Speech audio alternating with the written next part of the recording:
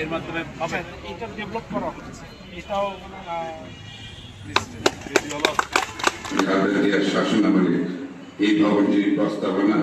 আপনাদের একটা বিষয়, আপনারা যখন আমদানি করবেন, জমি কিনবেন, জমি কেনার সাথে সাথে অনেকে কিন্তু হোল্ডিং বলে না, এখন তো অবজেনারেটেড হোল্ডিং হয়ে গেছে, তাই না? নামদারির সাথে হোল্ডিং হয়ে যায়, হোল্ডিং হয়ে গেলে সেটা আপনার এক্সিলেন্ট অফিসে এন্ট্রি ডিস্ট্রিক্টটা আপনি করে আসবেন, রেজিস্টারে উঠলো কিনা, কেমন? এটা করলে আর ওই আলাদা যে বার্ডেন সেটা থাকবে না। মামলা মূল কিন্তু জমি জমা নিয়ে আপনারা হিসেব করে দেখুন, মামলা জমি জমানের বিরোধ, এই মামলাটা এত বেশি,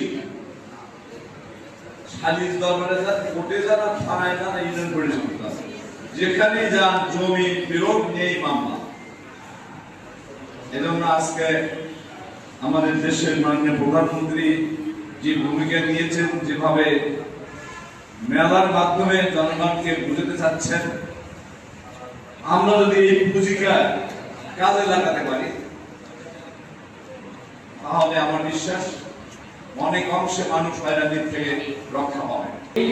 14 জন কিনেছে, আবার মূল মালিকদেরও কিছু আছে, একে করে 500 জন কিনেছে।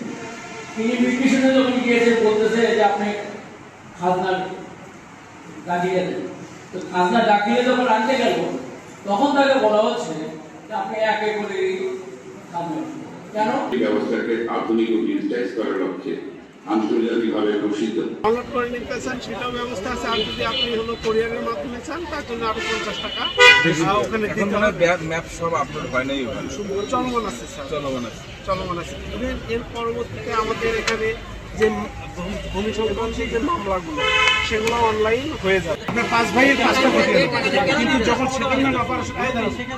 সেটেলমেন্ট অপারেশন মাঠে গেছে, তখন আপনাদের এক ভাই চালাকের কারণে হোক, বোকার কারণে হোক, সব মিলিয়ে আপনারা ভাগাভাগি করেন নাই। তখন আপনারা বলছেন যে না, আমাদের জমি ভাগাভাগি হয়নি, আমাদের এক জায়গায় করে দেন।